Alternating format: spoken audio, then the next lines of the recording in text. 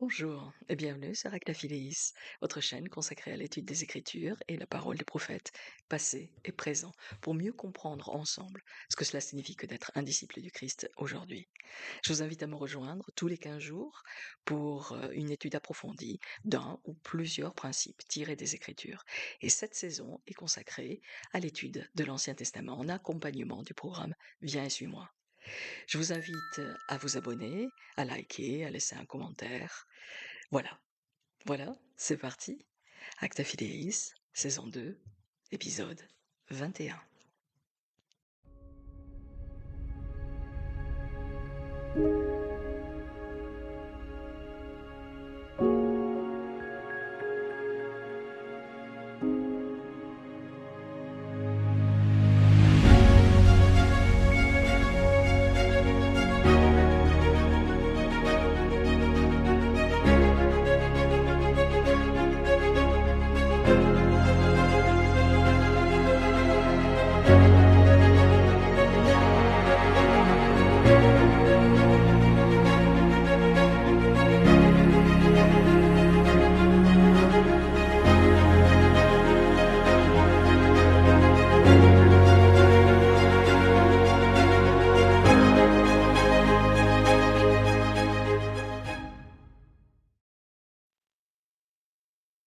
Alors pour cet épisode 21, je vous invite à vous tourner vers Genèse, du chapitre 4 au chapitre 11, et Moïse, chapitre 5 à 8. Et pendant ces 1500 ans qui vont se dérouler entre Adam et le déluge, eh bien, il y a trois épisodes cruciaux qui vont arriver. C'est un peu la seconde chute après le jardin d'Éden. Et on va commencer tout de suite avec Caïn et Abel, et cet avertissement très solennel contre l'orgueil, cet engagement à l'humilité.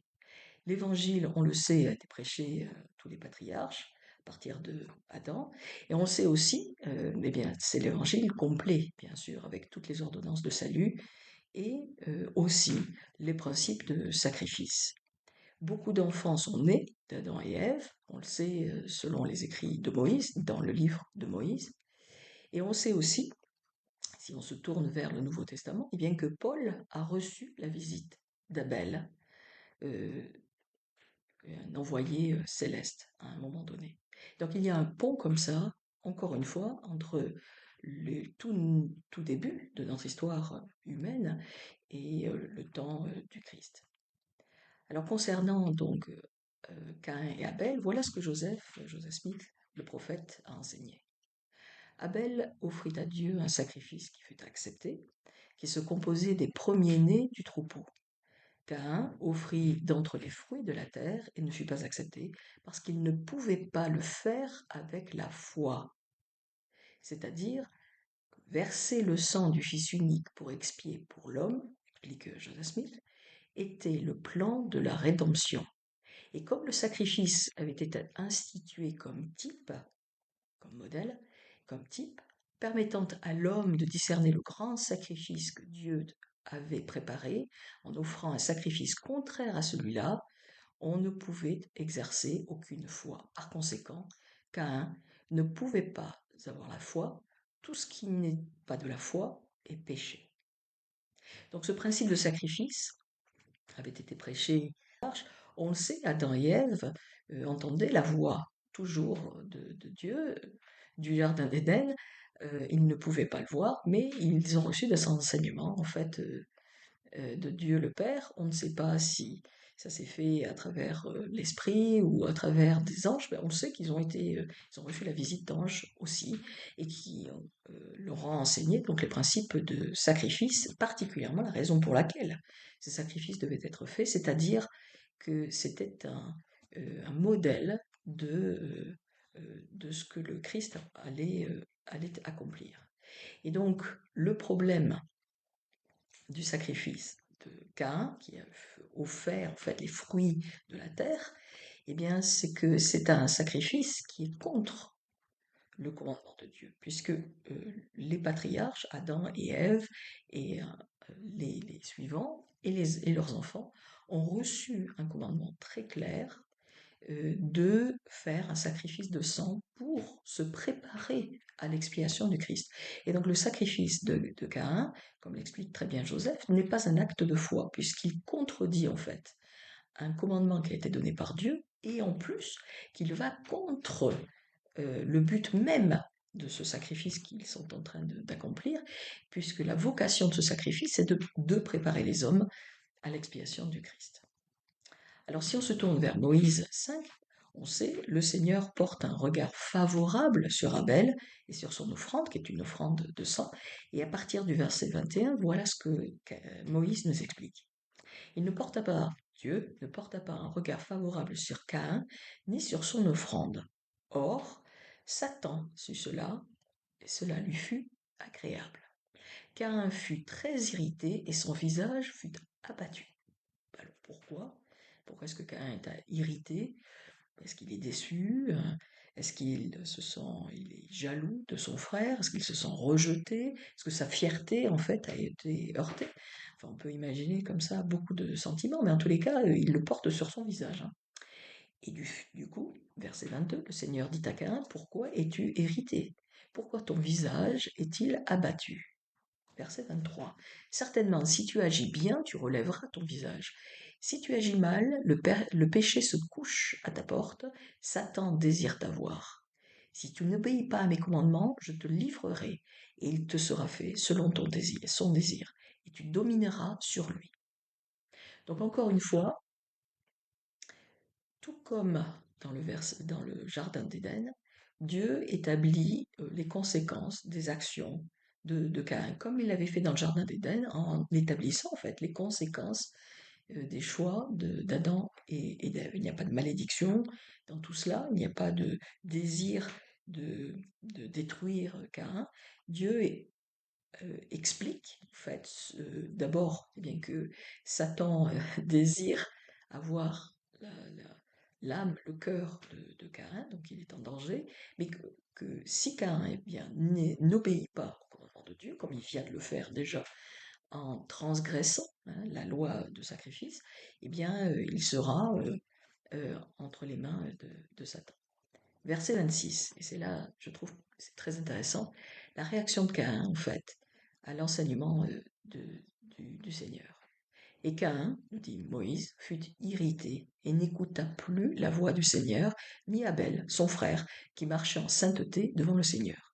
C'est-à-dire qu'à partir de ce moment-là, eh bien, Caïn refuse catégoriquement d'écouter la voix du Seigneur, sa mise en garde, et le fait eh bien, qu'il y a un avertissement très clair euh, concernant les conséquences de ses choix, et il décide de ne plus écouter le Seigneur du tout, ni même son frère, on peut imaginer, qui a essayé eh bien de parler avec lui, de l'encourager, ou de lui expliquer les choses.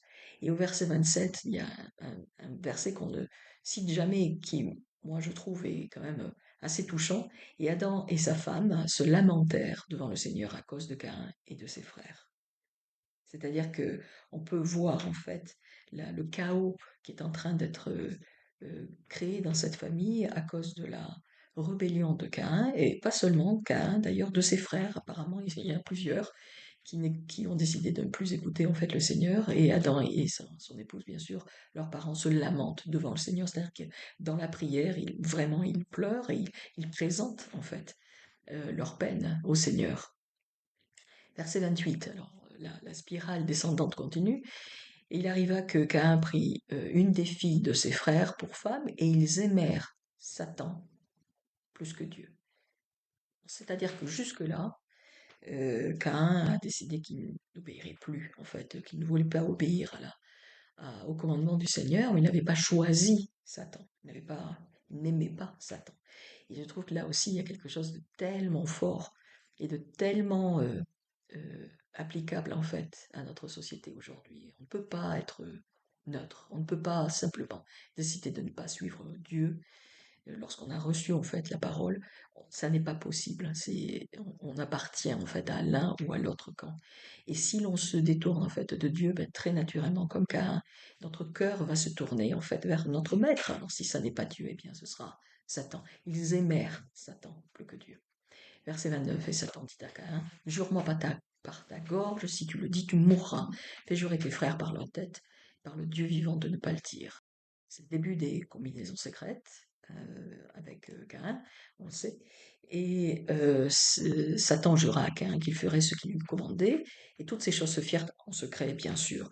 Et verset 23, et Caïn se glorifia de ce qu'il avait fait, disant, je suis libre, les troupeaux de mon frère tomberont certainement entre mes mains. Donc ça veut dire, en fait, que non seulement Caïn est en train, vient d'entrer, il vient de faire un contrat avec l'adversaire, hein, il s'est engagé, en fait, il a engagé son âme pour acquérir ce qu'il désirait, c'est-à-dire, en fait, se venger de son frère, mais aussi, d'ailleurs, entre parenthèses, prendre ses troupeaux. C'est-à-dire qu'en plus, il y a une idée de récupérer en fait plus de pouvoir, plus d'argent. Et cette idée de Caïn, en fait, qui est en train de se glorifier de ce qu'il avait fait, en disant, voilà, finalement, oh là, c'est tellement formidable ce que j'ai fait, regardez, je suis tellement libre. Eh bien, ça a eu un écho très particulier cette semaine parce que j'écoutais un podcast sur euh, le- l'ancien membre de l'Église, David Archuleta, qui était qui est un chanteur. On connaît très bien en fait, on le connaît particulièrement en Europe pour sa participation en fait à un film sur les membres de l'Église, Glorious, et donc il a décidé il y a quelques années en fait de vivre sa vie selon ses désirs et de quitter l'Église. Et ce qui est très intéressant, c'est qu'en fait, ces derniers mois, eh bien, il y a eu vraiment une dégringolade complète, parce qu'il vient d'écrire un livre où il explique en fait à quel point sa vie a été terrible lorsqu'il était membre de l'Église, à quel point l'Église en fait est restrictive et l'empêcher de vivre en fait sa vraie nature. Et à un moment donné, eh bien, il explique, hein, il est dit, je me sens tellement libre. J'ai trouvé que c'était incroyable de faire le parallèle en fait entre cet homme qui a ce jeune homme en fait qui a connu la gloire grâce à l'Église, hein, faut être clair, et à un moment donné, eh bien qui a décidé bien de se séparer de tout ça. Mais bien comme Caïn, exactement comme Caïn, qui a décidé en fait, eh bien qu'il se sentait libre, il s'est glorifié des choix qu'il avait faits et il s'est senti finalement libre. Il s'est glorifié de sa méchanceté. Je trouve que c'était absolument extraordinaire. Et donc la grande leçon de ce moment entre Caïn et Abel, eh bien, c'est cette dégringolade de Caïn qui d'abord, eh bien, par fierté, par orgueil certainement, ne suit pas précisément le commandement de sacrifice qu'il a reçu de son père, qui lui-même l'avait reçu d'un ange, et peut-être même du père directement et qui dégringole comme ça, et qui se livre entre les mains en fait de l'adversaire. Il y a vraiment en fait une leçon très forte sur le fait bien que lorsque l'on résiste au commandement du Seigneur, et on ouvre une porte à l'adversaire. Et si eh bien, on ne se repent pas très très clairement, hein, si on n'écoute pas la voix du Seigneur, eh bien, la porte s'ouvre encore plus grande et à un moment donné, eh bien, voilà, on est entre ses mains. Alors la relation entre Caïn et Satan est très très intéressante parce que Satan dit qu'il est au pouvoir, enfin qu'il est pardon, au service de Caïn, mais finalement, si on comprend bien, eh bien Caïn va être livré entre les mains de Satan dans les derniers temps. Alors 500 générations, 500 ans plus tard, 4 générations plus tard, Enoch, et c'est le deuxième grand événement en fait de ces 1700 ans d'histoire que nous couvrons aujourd'hui, Enoch, le descendant de Seth. Et pourquoi? Eh bien parce qu'Abel, bien sûr, a été assassiné par son frère Caïn, et c'est de Seth que va descendre la prêtrise, la lignée de prêtrise. Ce sont les fils de Dieu. Et la différence très claire à partir de ce moment-là, faite par Moïse dans Genèse, mais aussi dans Moïse, dans son livre, eh bien, c'est la différence entre les fils de Dieu et les fils des hommes. Les fils de Dieu, ce sont ceux qui détiennent la prêtrise, qui vivent les commandements du Seigneur, qui suivent en fait les engagements des ordonnances. Les fils des hommes, eh bien, ce sont ceux qui se sont détournés en fait de, des commandements de Dieu. Et donc 500 ans plus tard, eh bien, Enoch. Alors Enoch, un homme extraordinaire, qui va être appelé à être un prophète missionnaire, et dans un moment où la violence est particulièrement vive en fait sur la terre. On nous explique qu'il est appelé en fait à appeler le peuple à la repentance, parce que le culte de Satan, cette fois-ci, c'est une religion établie, le culte de Satan est prééminent. Alors on va se tourner vers Moïse. Au chapitre 7, on nous explique que la foi d'Enoch est si grande que des montagnes sont déplacées, que des rivières sont détournées de leur cours, et toutes les nations sont saisies d'une grande crainte. On peut lire ça au verset 13 et au verset 17. Et à partir du verset 23 jusqu'au verset 47, dans ce chapitre 7, eh bien, le Seigneur et Enoch pleurent tous les deux sur la méchanceté des habitants de la terre. Genèse 5, verset 23. Tous les jours d'Enoch furent de 365 5 ans. Et Enoch, c'est au verset 24, marcha avec Dieu, puis il ne fut plus, parce que Dieu le prit. Alors c'est un enlèvement comme ça. Eh bien, un jour il est là et un jour il n'est plus. Si on se tourne en fait vers Hébreu, donc Paul, au chapitre 11, verset 5, voilà ce que Paul dit. Il dit, c'est par la foi qu'Enoch fut enlevé, pour qu'il ne vit point la mort et qu'il ne parut plus parce que Dieu l'avait enlevé. Car avant son enlèvement, voilà ce que Paul explique, il avait reçu le témoignage qu'il était agréable à Dieu. Alors, qu'est-ce que c'est? Eh bien que ce être agréable à Dieu, on en a parlé l'année dernière lorsqu'on a étudié ensemble les Doctrines Alliance, ce qu'on appelle la parole prophétique plus certaine. La parole prophétique plus certaine, on peut se tourner vers dans la section 131 par exemple, à partir du verset 5, eh bien signifie que l'on sait qu'on est scellé pour à la vie éternelle, qu'on est scellé pour la vie éternelle, et on se laisse à part la révélation, par l'esprit de prophétie et par le pouvoir de la sainte prêtrise. Donc il est fort probable qu'Enoch, avant qu'il ne soit enlevé, parce qu'il était dans un état de préparation tel, eh bien, il avait reçu en fait cette parole prophétique plus certaine. Il savait qu'il était scellé à la vie éternelle. Mais avant d'être enlevé, eh bien, Enoch va avoir la responsabilité d'édifier Sion, et on peut se tourner vers Moïse à partir du chapitre 6. Donc, chapitre 6 au chapitre 7, les habitants de la ville d'Enoch, nous dit-on, sont d'un seul cœur et d'un seul esprit avec le Seigneur. Et puis, la ville tout entière est enlevée au ciel. Alors, c'est un commentaire à faire, et c'est que l'unité, en fait, ne suffit pas. C'est l'unité avec Dieu. Peut-être très, très unis au sein d'une famille, par exemple, et être déconnecté de Dieu. On est lié par l'amour, lié par le service l'un à l'autre. On est lié, en fait, aussi peut-être parce qu'on est passé à travers des épreuves très, très fortes. Tout cela, bien sûr, est très positif et émane en fait de la personnalité du Christ. Hein. Tout cela, en fait, vient de l'esprit, mais ça n'est pas assez. Ce que la grande leçon, une des grandes leçons de cette ville de Sion, eh bien, c'est qu'ils étaient d'un seul cœur, les uns avec les autres, mais qu'ils étaient surtout d'un seul esprit avec le Seigneur, c'est-à-dire qu'ils recevaient la révélation, pardon, régulièrement, qu'ils suivaient en fait le Seigneur et qu'ils étaient vraiment menés par lui. Et à partir du verset 69, voilà ce que Moïse dit. Donc Moïse 7 et Enoch et tout son peuple marchèrent avec Dieu, et Dieu demeura au milieu de Sion. Et il arriva que Sion ne fut plus, car Dieu l'a reçu dans son sein. C'est de là que se répandit l'expression Sion s'est enfui.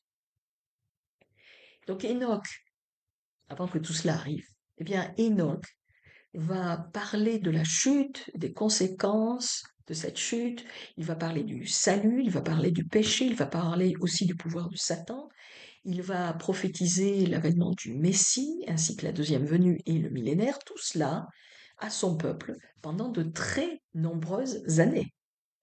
Et on le sait, pendant les 700 ans qui suivent euh, ce moment où Sion est enlevé, de nombreux justes sont enlevés, comme Métusséla, par exemple. Donc l'édification de Sion a pris d'abord beaucoup d'années, et s'est poursuivi ensuite. Ça n'était pas réservé simplement à un groupe d'hommes qui vivaient entre quatre murs. De nombreux justes ont été enlevés pendant une période entre 800 et 700 ans.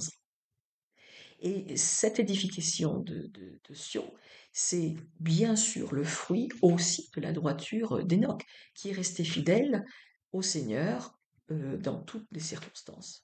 Sa force spirituelle, sa grande compassion avant son enlèvement ont fait qu'il savait qu'il était sauvé, et donc il a reçu cette parole prophétique plus certaine.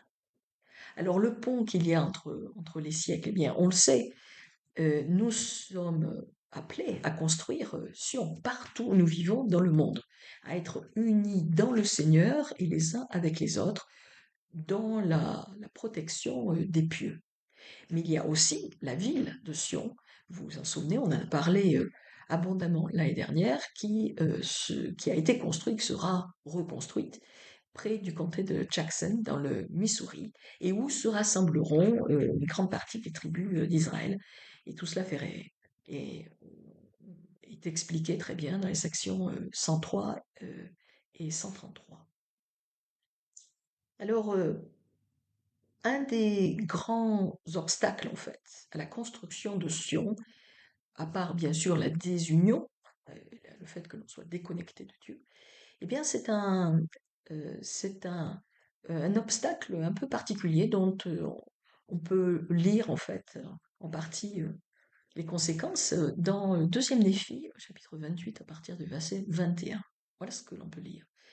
Et il, Satan, en pacifiera d'autres et les endormira dans une sécurité charnelle, de sorte qu'ils diront, tout est bien en Sion. Oui, Sion prospère, tout est bien. Et c'est ainsi que le diable trompe leur âme et les entraîne soigneusement sur la pente de l'enfer. Verset 24, c'est pourquoi malheur à celui qui est à l'aise en Sion, malheur à celui qui crie tout est bien, oui, malheur à celui qui écoute les préceptes des hommes et nie le pouvoir de Dieu et le don du Saint-Esprit. Verset 27, oui, malheur à celui qui dit nous avons reçu et il ne nous en faut pas davantage. Donc cette pacification artificielle, puisqu'elle ne vient pas du Seigneur, dans les derniers temps, on peut peut-être la voir, lorsque, comme ça, eh bien, dans l'Église, on efface un peu ce qui dépasse, on efface, on nie en fait les problèmes. Il n'est pas question de se focaliser bien sûr sur ce qui ne fonctionne pas, mais on ne peut pas le nier. Cette sécurité charnelle, en fait, ne vient pas du Seigneur, elle vient de Satan, et c'est un grand, grand danger pour les membres de l'Église dans les derniers temps. D'ailleurs, président Nelson nous a expliqué à de nombreuses reprises que nous ne pourrions pas survivre spirituellement sans l'influence de l'esprit constamment et profondément dans notre vie. Pourquoi? Eh bien parce que les voix sont tellement fortes tout autour de nous, peut-être aussi dans l'Église parfois, que nous devons être vraiment dans l'intériorité, dans l'esprit, pour savoir ce qui vient du Seigneur et ce qui ne vient pas. J'en reviens à mon histoire de podcast dont je vous parlais il y a quelques minutes. C'est intéressant parce que ce frère américain là qui parlait de David Tuelita faisait référence en fait à un autre podcast qui a été qui a beaucoup de succès en fait et qui est animé en fait par un membre de l'Église plutôt proéminent. Et ce frère, avec beaucoup de justesse, établissait en fait toutes les doctrines, les fausses doctrines que ce frère, qui a ce podcast et qui avait invité donc David Atuleta, toutes les fausses doctrines en fait qu'il établit, qu'il enseigne en fait à l'antenne, hein. Et il est très très suivi. Et c'était vraiment intéressant en fait de voir à quel point, ce n'est pas parce qu'on est membre de l'Église eh bien qu'on a l'autorité pour enseigner ce qui est juste, et à partir du moment où l'on prend trop de liberté et on justifie en fait des désirs ou des faiblesses personnelles, des choix, des idées, des opinions. Enfin, il y a vraiment une ligne très très très très fine en fait entre la vérité et une opinion. Et c'était vraiment intéressant en fait d'écouter ses frères et expliquer en fait, parce qu'ils sont deux, expliquer à quel point ce frère très proéminent aux États-Unis en fait est en train d'enseigner des doctrines en ligne euh, qui sont apostates. Et président Nelson, encore une fois, l'a expliqué très très très clairement. On ne peut pas survivre spirituellement. C'est pas possible. On ne peut pas. Et il ne suffit pas d'être unis dans l'amour et dans la bonne volonté. Il ne suffit pas en fait d'écouter ceux en qui on a confiance. Non, non, non. Il faut vraiment, vraiment se tourner vers Dieu et qui va filtrer en fait et qui va expliquer ce qui est juste et ce qui n'est pas. Et l'esprit va nous accorder en fait le don de discernement. Et c'est une des grandes leçons de la ville de Sion. Non seulement l'édification de Sion a pris beaucoup de temps d'Enoch, et cette édification et l'enlèvement des justes a duré plus de 700 ans après coup, mais c'est aussi un effort constant de maintenir la pureté de cette ville. Parce que, eh bien, édifier Sion, ça n'est pas une fois pour toutes. C'est vraiment un travail de longue haleine. C'est un travail qui est lié, bien sûr, à la repentance quotidienne. Encore une fois, le président Nelson a beaucoup prêché, euh, une, euh, une rectification comme ça, constante, de notre cœur, de nos croyances, des pensées qui habitent notre tête, nos actions, nos réactions, tout cela, ça demande en fait un effort constant et quotidien de rectifier constamment, constamment, constamment, bien parce que notre nature est déchue et parce que cette édification de Sion dans notre cœur, dans notre foyer, dans nos paroisses ou nos branches, dans nos pieux, dans l'Église, dans le monde, eh bien, c'est vraiment un travail de purification intense et profond pour nous préparer à vivre avec notre Père céleste. Dernier grand événement de ces 1600-1700 ans entre Adam et Noé, eh bien, c'est le déluge. Euh, alors, on va se tourner vers Joseph Smith, qui a expliqué quelque chose de très très intéressant concernant Noé. Voilà ce qu'il nous dit. Eh bien, il nous dit que Noé, qui est Gabriel, suit immédiatement Adam dans l'autorité de la prêtrise. Il fut appelé par Dieu à cet office et fut le père de tous les vivants de son époque, et c'est à lui que furent donnés tous les pouvoirs. Ces hommes, Adam et Noé, détinrent les clés d'abord sur terre et ensuite dans les cieux. Et Noé est aussi Élie, qui est un titre signifiant envoyé. Et il est apparu donc à Joseph, on le sait, pour lui remettre les clés de la dispensation à laquelle Joseph présidait. Donc, on nous explique que Noé et Gabriel, et Élie, non pas Élie l'homme, mais Élie l'envoyé, eh bien, ça n'est qu'une seule personne. Et que, eh bien, cet homme, c'est Noé, donc, un homme extrêmement juste, un père aussi, très juste, on en parlera après coup, et présenté l'or, d'ailleurs, a appelé Noé le nouvel Adam. Donc ça fait référence, en fait, à ce que dit Joseph, que il va devenir le père de tous les vivants. Comme Adam a été le père de tous les vivants à la création, eh bien Noé sera le père de tous les vivants après le déluge. Alors Noé eh bien, va être appelé, tout comme Enoch, à prêcher la repentance et son œuvre missionnaire qui va durer 120 ans. 120 ans, c'est long. Est vraiment le signe de la grande miséricorde de Dieu. On va se tourner vers Moïse, verset 28. Voilà ce que l'on peut lire. Et le Seigneur dit à Noé, mon esprit ne luttera pas toujours avec l'homme, car il saura que toute chair mourra. Toutefois, ses jours seront de 120 ans. Et si les hommes ne se repentent pas, je leur enverrai les flots.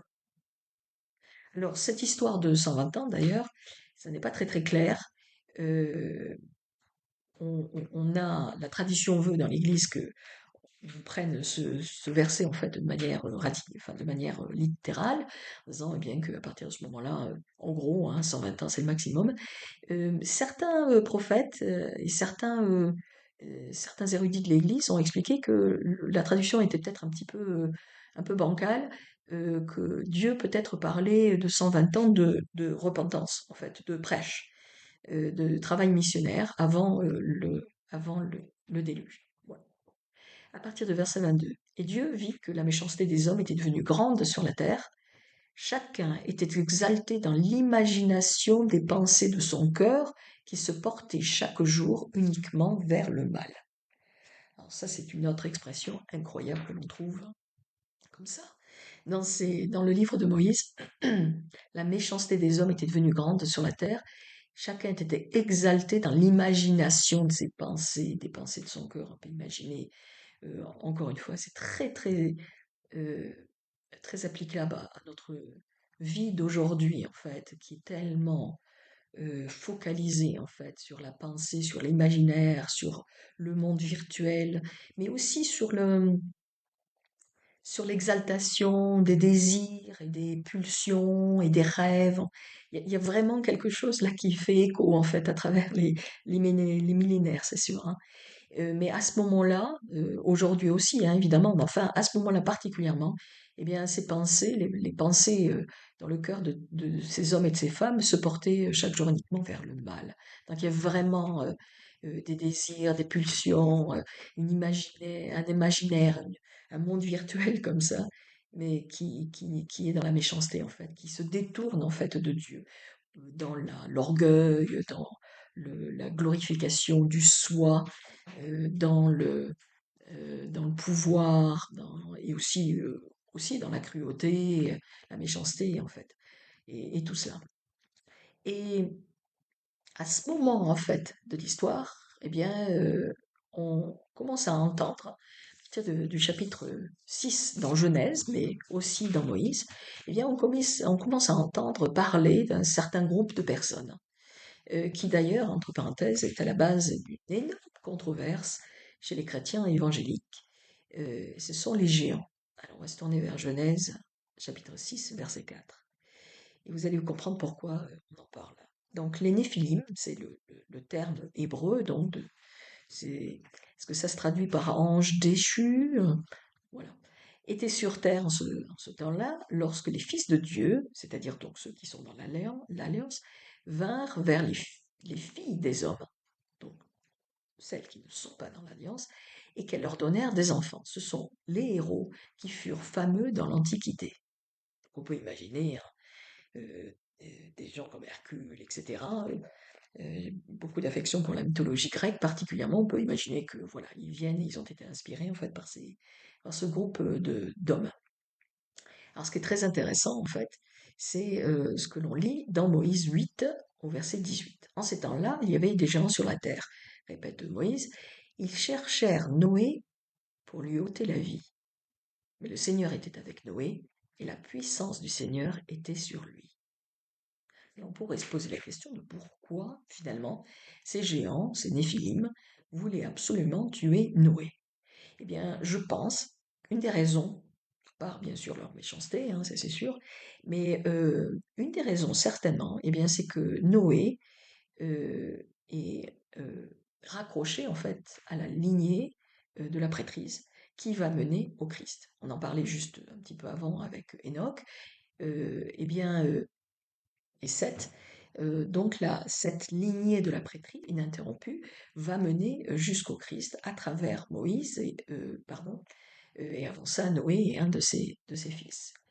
Et la raison en fait du déluge, d'un point de vue spirituel, disons, une des raisons, certainement, ces géants, donc ces hommes très forts, très puissants, qui étaient nés en fait mésalliance, hein, mésalliance entre des frères de la prêtrise et des sœurs qui n'étaient pas dans l'alliance, ou vice-versa d'ailleurs.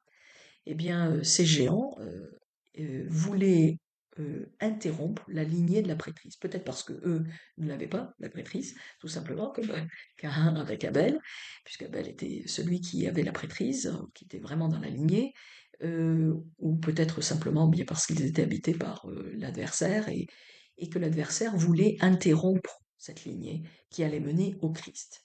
En tous les cas, ces géants étaient sur Terre et ils essayèrent certainement à de nombreuses reprises, vous pouvez l'imaginer pendant 120 ans, de lui ôter la vie, mais le Seigneur, la puissance du Seigneur était avec lui.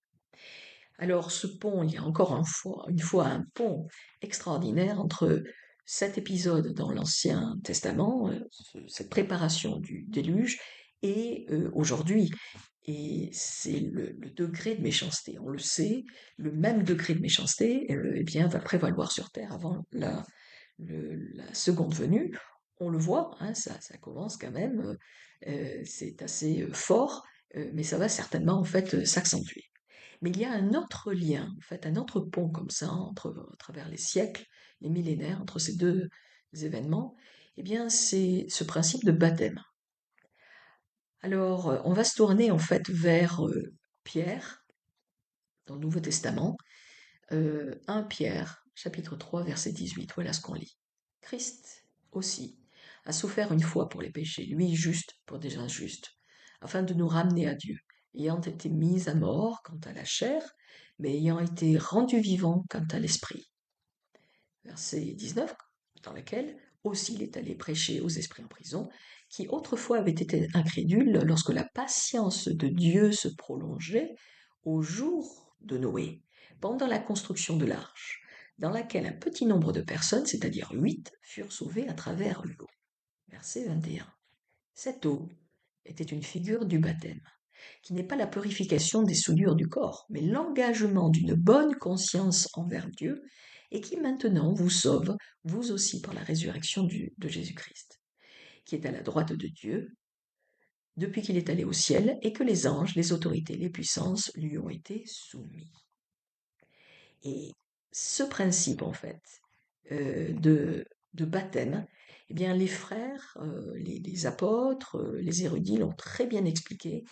Il y a eu un baptême d'eau, c'était le déluge. Il y aura un baptême de feu pour la terre, et ce sera juste avant la deuxième venue.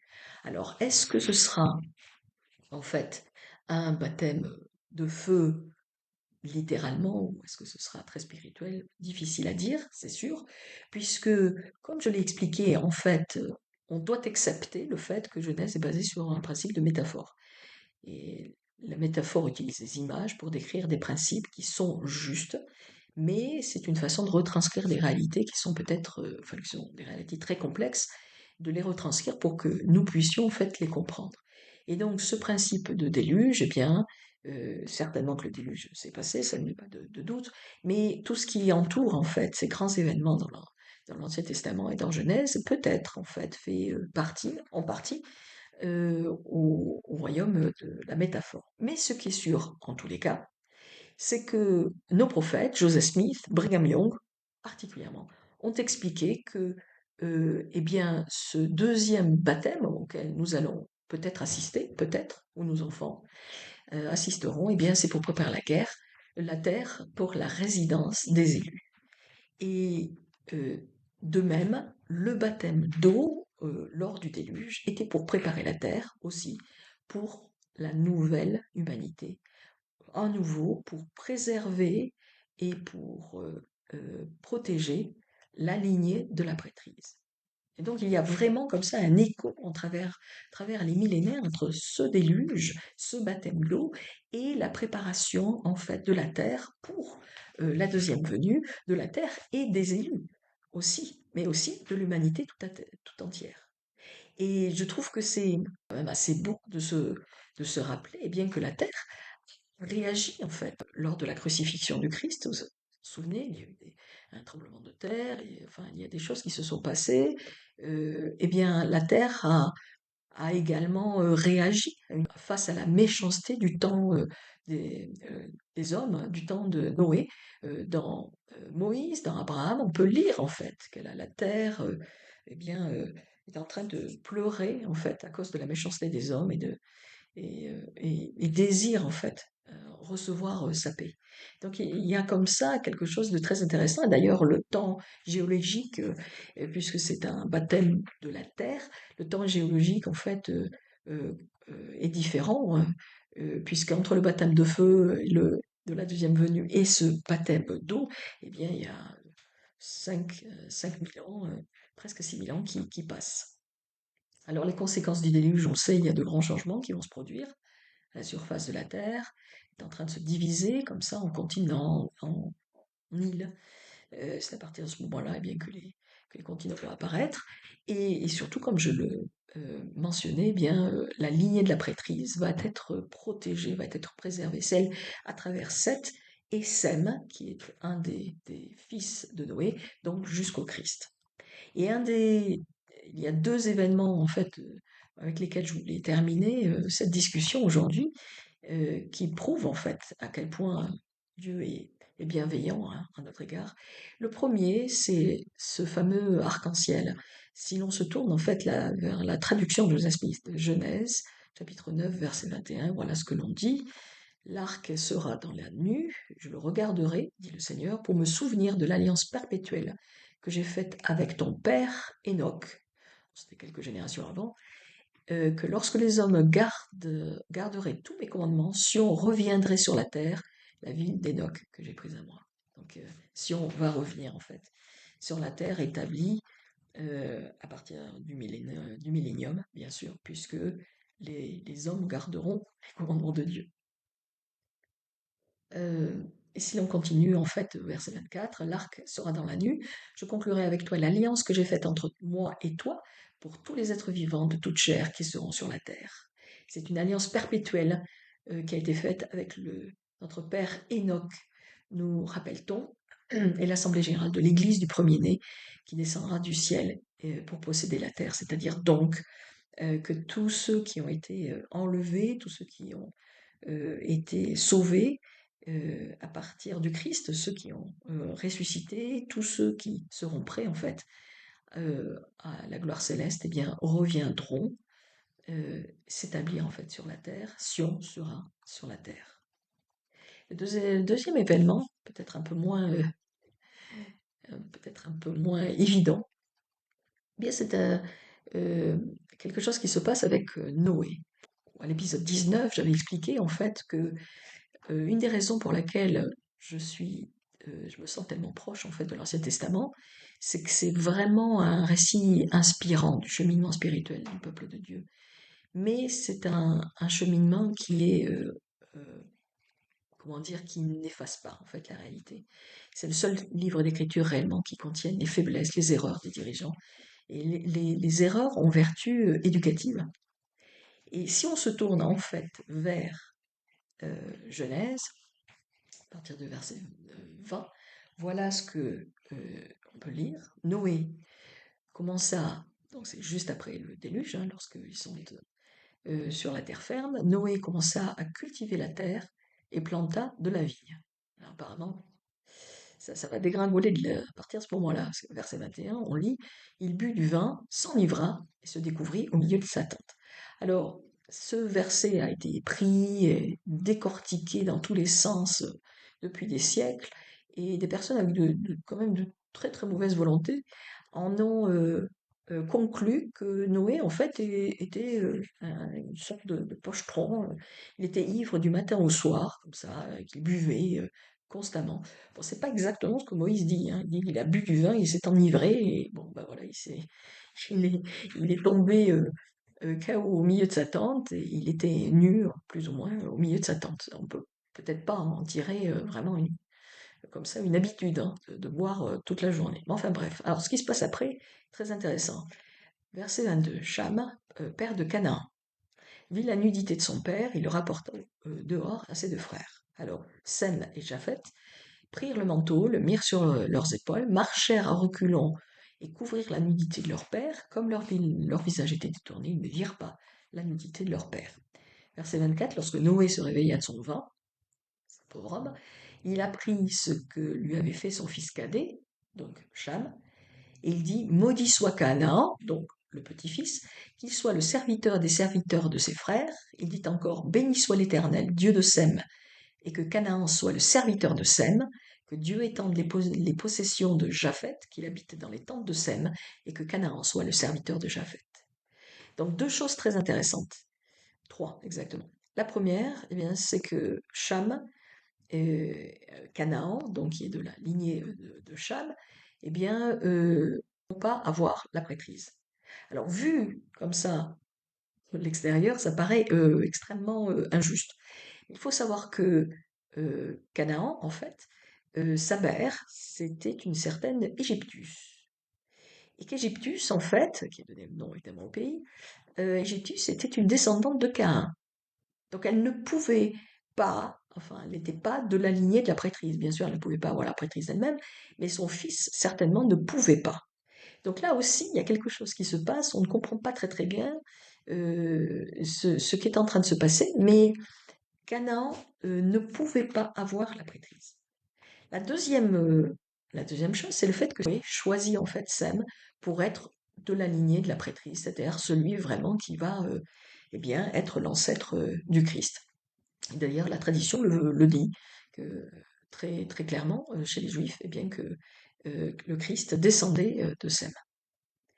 La troisième chose très intéressante, c'est ce principe de manteau. Justement, il est lié aux deux premiers principes que j'ai évoqués. Ce manteau que Sem et Japheth prennent et le mettent sur leurs épaules, ils marchent à reculons et hop, ils le mettent sur le corps de leur père. Alors, si l'on repart en fait dans la traduction euh, du texte, en fait, dans le texte hébreu et la tradition juive, eh bien, il ne s'agit pas du tout de nudité. Ça n'a rien à voir avec ça, comme dans le Jardin d'Éden, on a parlé un petit peu l'année dernière, la semaine dernière, l'épisode dernier, pardon. Ce manteau, c'est le manteau de la prêtrise.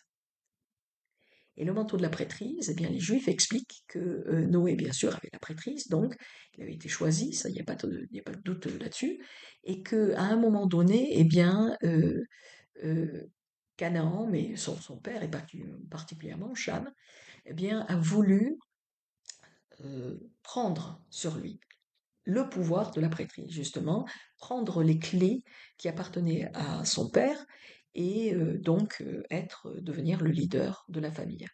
Alors le pauvre Noé, bon, qui était un petit peu KO après avoir bu le fruit de sa vigne, là, on peut imaginer peut-être que ça a duré un peu longtemps. Ils se sont demandé ce qu'ils allaient faire et peut-être ils ont décidé, bien que il était temps que quelqu'un dirige la famille. Enfin, on peut imaginer, il y a peut-être comme ça des choses qui se sont passées. En tous les cas, ce qui est certain, c'est que la tradition juive plus les textes hébreux expliquent qu'il ne s'agit pas du tout de nudité, c'est une traduction inexacte, qu'il s'agit en fait d'autorité et ce manteau-là, c'est le manteau de la prêtrise et qu'à un moment donné, donc il y a eu quelque chose qui s'est passé entre les frères. Et d'ailleurs, Joseph Smith l'a très bien expliqué à un moment donné. Il a dit que Noé avait la prêtrise, ça avait été passé en fait à son fils Sem, et qu'au passage, eh bien, il y avait eu comme ça des disputes entre les différents enfants. Voilà, voilà ce dont je voulais parler avec vous aujourd'hui. Il y a tellement plus dont on pourrait parler, mais on va s'arrêter là. Je voulais donc faire le lien comme ça de ces 1600, 1700 ans entre Adam et le déluge, entre particulièrement la chute. On ne sait pas exactement combien de temps Adam et Ève sont restés dans le jardin d'Éden, mais enfin, à partir du moment où ils sont entrés dans le monde déchu, jusque au moment où Noé et sa famille, en fait, remettent le pied sur la terre ferme, eh bien, on pourrait imaginer, intituler en fait ce passage d'histoire la deuxième chute. Parce que c'est vraiment ce qui est en train de se passer. À partir de Caïn, eh bien, il y a comme cela une chute profonde, une deuxième chute qui s'établit dans le cœur de l'humanité à partir du moment où Caïn décide d'écouter, non seulement de ne plus écouter Dieu, mais de se tourner vers Satan volontairement et de faire une alliance avec lui. La spirale descendante euh, dont on est les témoins plusieurs millénaires plus loin, que ce soit donc pendant le temps d'Enoch ou pendant le temps de Noé, eh bien c'est la conséquence de ce choix que Caïn fait, alors qu'il a été mis en garde à de nombreuses reprises par son frère Abel, par ses parents, par son père particulièrement, peut-être par les anges, on ne sait pas, mais par le Seigneur lui-même, on ne sait pas exactement de quelle manière, mais il a été mis en garde en fait des conséquences de ses actes. Le but est toujours le même, c'est toujours d'interrompre en fait de mettre à mal le plan de Dieu, et particulièrement à partir d'Enoch, d'interrompre la lignée de la prêtrise qui va mener au Christ. Et à partir de Christ, eh bien, ce sera d'interrompre la lignée de la prêtrise qui va mener au retour de Christ, à commencer par Joseph Smith. Et donc ces événements, en fait, sont parfaitement applicables à notre vie aujourd'hui. Voilà, j'espère que tout cela eh bien, va nourrir votre étude des Écritures. Je vous remercie d'être avec moi. Je vous souhaite une très très bonne journée et on se retrouve dans 15 jours. À bientôt.